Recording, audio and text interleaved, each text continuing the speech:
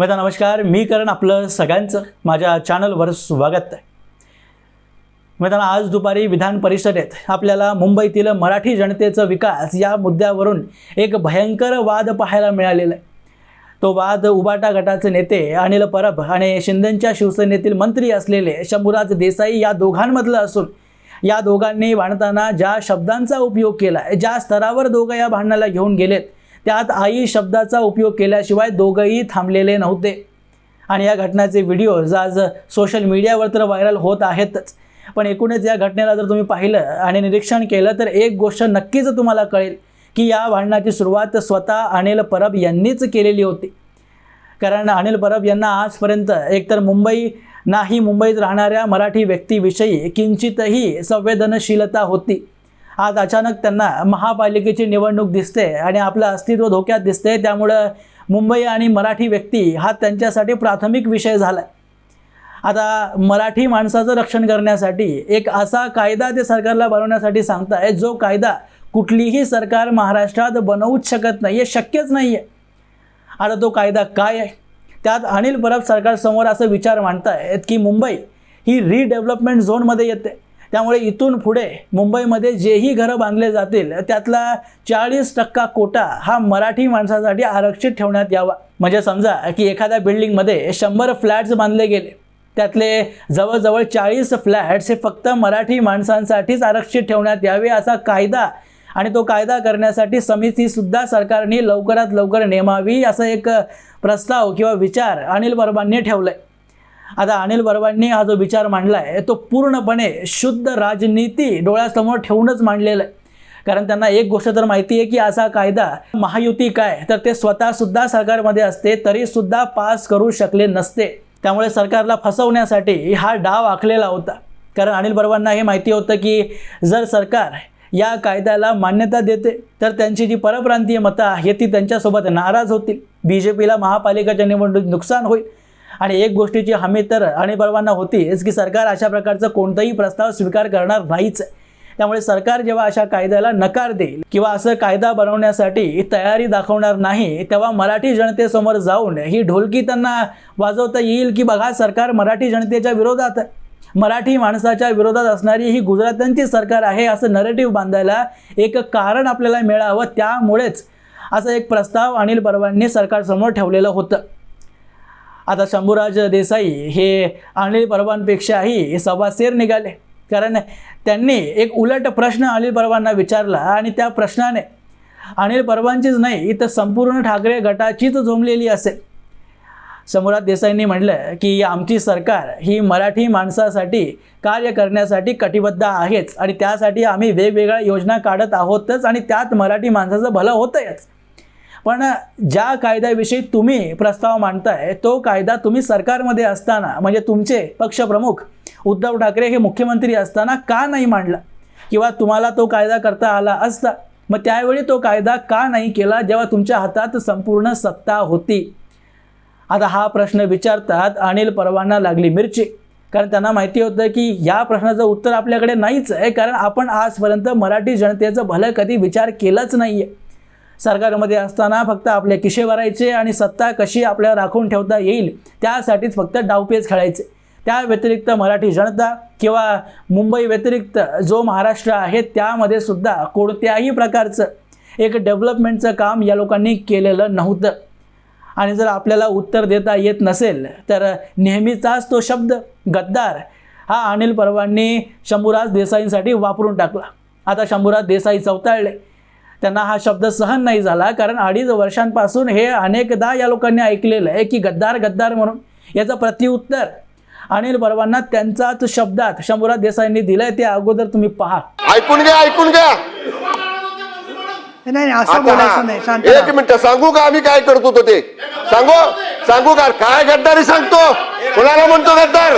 काय रे तुला दाखवतो? याला गद्दार कोणाला म्हणतो रे? काय गद्दार काय सभागृह 10 मिनिटांसाठी थांबवते कामकाज. अनिल परब यांनी उद्धव ठाकरे आणि त्यांच्या पक्षाची प्रतिष्ठा वाचवण्यात आपली प्रतिष्ठा गमावून घेतली. कारण एकतर जेव्हा ह्यांची सरकार होती, आज ज्या अडाणीच्या नावाने हे लोक बोंबलत आहेत त्या अडाणीला धारावीचं टेंडर देणारे स्वतः मुख्यमंत्री उद्धव ठाकरे त्यावेळीचे होते. त्यांच्याच कार्यकाळामध्ये टेंडर निघालेलं होतं.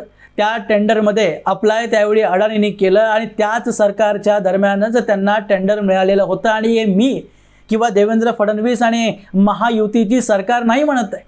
स्वतः गौतम अडाणी यांचं ग्रुप यांचं ऑफिशियल अधिकृत स्टेटमेंट आहे. त्यांनी जी पत्रिका छापलेली होती त्यात हे त्यांनी नमूद केलेलं होतं की उद्धव ठाकरे मुख्यमंत्री असतानाच आम्हाला धारावीचं टेंडर हे अगदी प्रामाणिकपणे सर्व प्रोसेस फॉलो केल्यानंतरच मिळालेलं होतं. आता गौतम अडाणी सुद्धा काही धुतल्या तांदळाचे नाही आहेत.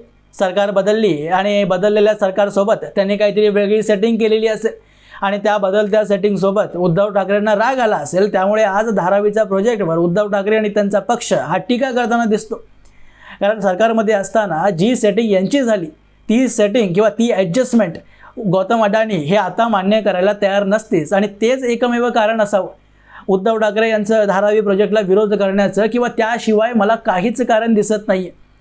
म्हणजे हे एक उदाहरण मी तुम्हाला दिलं आहे. अशा अनेक डेव्हलपमेंट प्रोजेक्ट्स, इन्फ्रास्ट्रक्चरचे प्रोजेक्ट्स सर्व परप्रांतीयांना देणारे स्वतः उद्धव ठाकरेच होते, जे आज मराठी अस्मिता, महाराष्ट्र धर्म आणि नको नको त्या विषयांवर बोलतायत. ते सर्व महाराष्ट्राच्या विरोधात काम करणारे मुख्यमंत्री म्हणून उद्धव ठाकरे यांनाच ओळखतील लोक. आणि सर्वात महत्त्वाचा मुद्दा म्हणजे शंभूराज देसाई यांनी जो प्रश्न विचारला आहे की तुमच्या सरकारमध्ये असताना तुम्ही मराठी माणसासाठी काय काम केलं, तर हा प्रश्न जशी महापालिकेची निवडणूक तुम्हाला जवळ येताना दिसेल तेव्हा मुंबईची मराठी जनतासुद्धा उद्धव ठाकरेंना विचारताना दिसेल. आणि तेव्हा त्यांचं उत्तर काय असणार आहे हे ऐकण्यासाठी मी इच्छुक आहे. कारण आज शंभूराज देसाई यांना गद्दार म्हणून काहीतरी हिणवण्याचं काम तुम्ही केलं, पण जनतेने हेच प्रश्न विचारल्यानंतर तुम्ही जनतेला सुद्धा गद्दार म्हणणार आहात का? आणि गद्दार म्हटल्यानंतर मराठी जनता तुम्हाला मतं देणार आहेत का, याचा विचार उद्धव ठाकरेंनी केला पाहिजे. तुम्ही किती दिवस मराठी अस्मिता, महाराष्ट्र धर्म असे भावनिक मुद्दे वापरणार आहात? मराठी माणसाला 2 वेळेचं जेवण पाहिजे, अन्न पाहिजे. त्याच्या पोटात जेव्हा अन्न जाईल त्याच्यानंतर भाषा, धर्म या सगळ्या मुद्द्यांवर तो विचार करण्यासाठी स्वतःच्या पायावर उभं राहताना तुम्हाला दिसेल. त्याच्या पोटात जर 2 वेळेचं अन्नच नाही आहे तर तुम्ही मराठी भाषा आणि त्याविषयीचं अभिमान हे कोणाला शिकवताय? आणि राहिली गोष्ट त्या गद्दार शब्दाविषयी, तर गद्दार तुम्ही म्हणताय कोणाला? शंभूराज देसाई हे 2014 पासून पाटण मतदारसंघातून आमदार म्हणून निवडून येत आहेत. उद्धव ठाकरेंना सोडल्यानंतर सुद्धा तिसऱ्यांदा म्हणजे 2024च्या विधानसभेच्या निवडणुकीत शंभूराज देसाई तिसऱ्यांदा निवडून आलेच. उद्धव ठाकरे यांच्या नाकावर टिचून निवडून आले. त्यांना उद्धव ठाकरे किंवा ठाकरे या नावाची गरज नाही आहे निवडून येण्यासाठी. त्यांनी केलेलं विकासाचं काम आणि जनतेने त्यांच्यावर दाखवलेलं विश्वासच फक्त पर्याप्त आहे त्यांना पुन्हा एकदा निवडून येण्यासाठी, आणि त्यांनी ते करून दाखवलं आहे. आणि जो जनप्रतिनिधी आहे विधान परिषदेत उभा असताना त्याला गद्दार म्हणणं हे अपराध आहे. त्या जनतेने ज्यांनी शंभूराज देसाई यांना मतदान केलं त्यांचा सुद्धा तो अपमान असतो.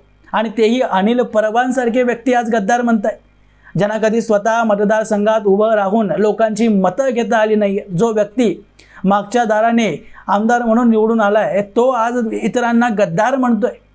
थोडी तरी ठेवा. अनिल परबांनी गद्दार हा शब्द फक्त आणि फक्त चर्चा थांबवण्यासाठीच केलेला होता. त्यांना माहिती होतं की आपल्याकडे त्या प्रश्नाचं उत्तर नाही आहे, कारण सरकारमध्ये असताना आपण काही काम केलेलं नाहीच आहे.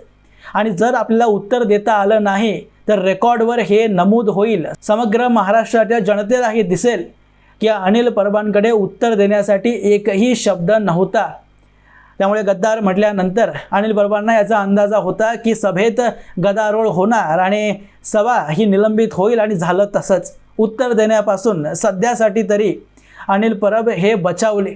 तरीसुद्धा अनिल परब आणि त्यांच्या समेत संपूर्ण ठाकरे गटाचे आणि उद्धव ठाकरेंना सुद्धा झोंबणारा प्रश्न, नेमका प्रश्न हा शंभूराज देसाई यांनी विचारलेला आहे. आता उद्धव ठाकरेंवर आहे की भावनिक मुद्दे सोडून त्यांनी मुख्यमंत्री असताना मराठी माणसासाठी काय विकासाची कामं केली ही जरा एकदा समोर येऊन सांगावी, किंवा संजय राऊतांना त्या कामांची यादी देऊन पत्रकार परिषदांमध्ये उद्या पाठवावं.